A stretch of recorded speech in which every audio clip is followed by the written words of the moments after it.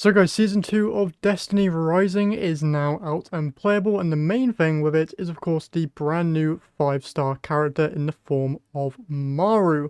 Now I do not own Maru, so we're just going to go over her base abilities, and I have trialed her out. She seems pretty cool, but we're going to go over her base kit and just give you my first impressions of her from the very short time that I've tried her out in the trial section, and just my general thoughts on her abilities. So let's jump right in.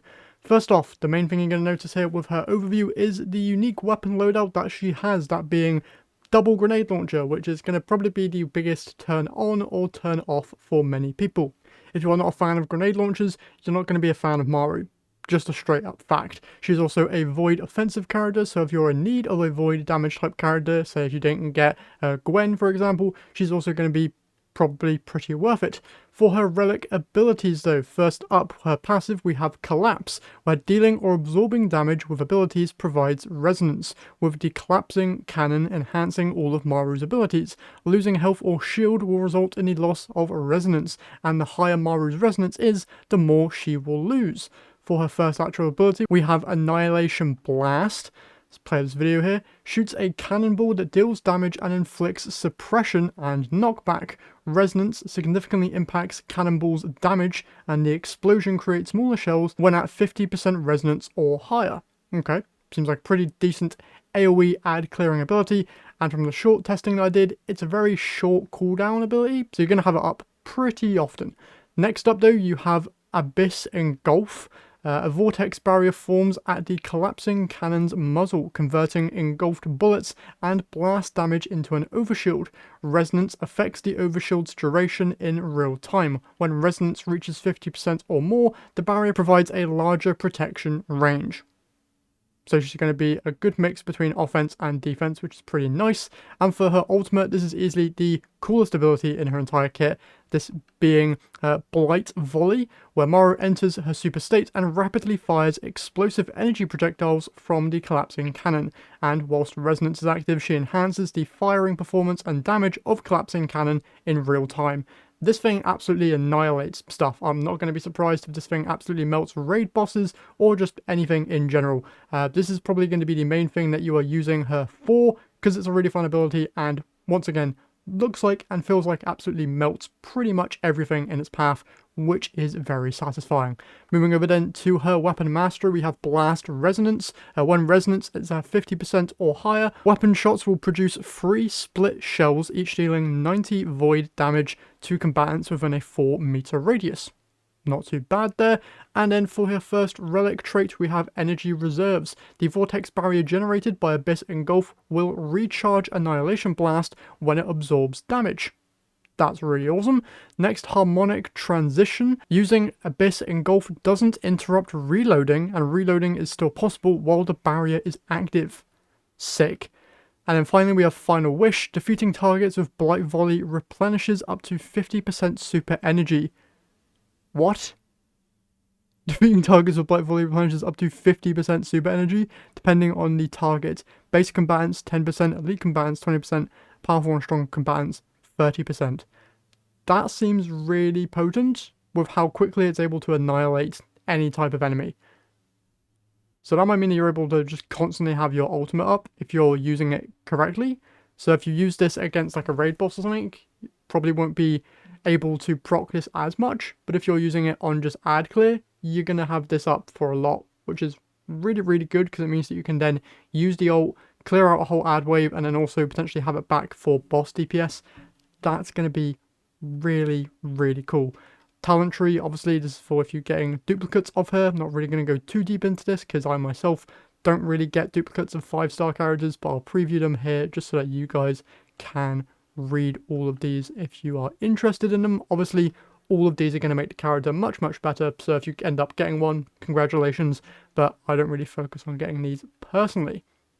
Now, from my very quick testing, she is a very unique character with the mix there of offense and defense. Normally characters are either one or the other. They normally focus on offense, or they normally primarily focus on defense. For example, Gwen and Estella, very offense focused, whereas Jolda, for example, is very, very defensive focused, but has a little bit of offensive capabilities. Maru here seems like the perfect blend of both of those things, so I feel like she's going to be a very, very good character, especially for people who do stuff solo. She's going to be insanely, insanely good, and I have a feeling that she's going to be probably one of the better characters in the game. That said, I cannot ignore the fact that she has double grenade launchers. If you really do not like grenade launchers, Maru is not going to be it for you at all. It's a really unique weapon loadout, I'll give it that, but also grenade launchers, they're not really the most satisfying weapon to use in my opinion. That said, if you're a huge fan of grenade launchers, you're going to have a blast here with Maru. Now, another thing to note is that Maru is the only new character on this banner. There are no new 4-stars inside of this banner, it's just currently available 4-stars that we've had in previous banners. So the only thing you're going to be pulling on this banner really is Maru. So if you're a big fan of Maru, definitely recommend pulling on this banner. If you do not care for Maru all that much, I am probably going to recommend that you guys skip on this banner, because obviously there's going to be future characters down the line that might be way more interesting for you. And if you have Gwen, I don't really see a reason for you to pull for Maru right now. Obviously, with more testing and once people get to grips with Maru and have her fully built, she'll probably one-shot raid bosses or something like that. But most characters are able to deal with pretty much any content in the game right now. So if you're not really a big fan of Maru, be it design or gameplay wise, you don't really need to be getting her. Also, you can go over here to the trial and just kind of test her out. I'll go back into the trial just to show you off some of her abilities because they are quite good. They do give you, I believe she's fully built in this trial. They have us on some basic mythic tier weapons, which isn't anything too special. Pretty much maxed out there in her kit and abilities, which is good. Artifact set, they do not have her on the best of artifacts, but that is fine. But yeah, she's overall okay. She's not really mind-blowing in my opinion. She's definitely not anything like a Gwen or an Estella or anything like that. But she is very good at what she does, which is dealing with enemies and also being able to protect herself and allies. Also, if I can just get a whole group of these enemies to spawn in, the ultimate just kind of annihilates anything, which is really, really satisfying. But also, yeah, it's pretty just good.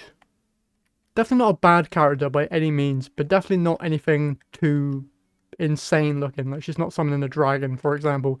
She's not doing anything extremely out there. She just has a massive cannon and is able to deal with a lot of enemies very, very easily. But again, the weapon loadout is very one-sided. I'll say that. Very, very one-sided. So if you're not a fan of grenade launchers, once again, no point in getting Maru. Literally no point. You're just not going to end up liking her at all. And to be honest, I don't feel like there's much in the way of good grenade launchers for right now anyway. Obviously, they added a brand new one with this current season. I'll quickly preview that, but it's from the season pass. So if you aren't buying that, you're probably not going to get your hands on the weapon. But again, really fun character, I will say. She is very, very good.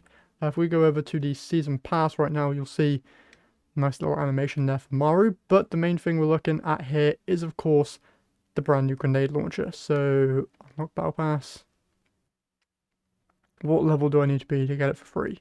So you get it at level 10 if you buy it, but then level 50 if you don't buy it. I believe it's level 50, like it was for all the previous passes. Yeah, so you need to be level 50 on this pass to get it for free.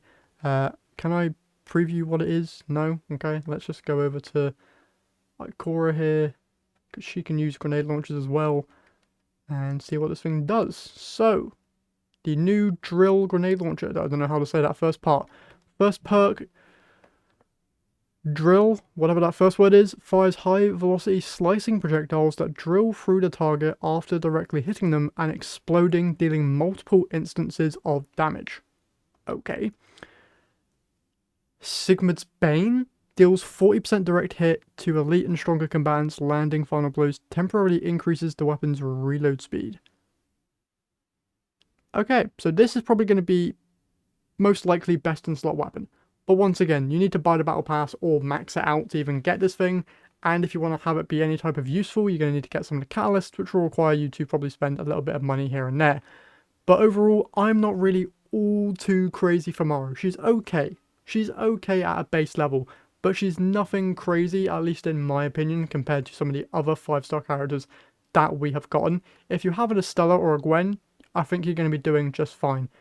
You don't really need Maru is my take, but if you like her, once again, go with what you want. Me personally, I'm going to be saving for the next 5-star character, whoever that ends up being, depending on if they interest me or not. But if you like her, once again, go with your gut. With that said, that's all I have to say here for Maru. Tomorrow I'm going to have a video probably going over everything new with Season 2 because there was quite a lot and I want to unlock everything first and give my takes on it.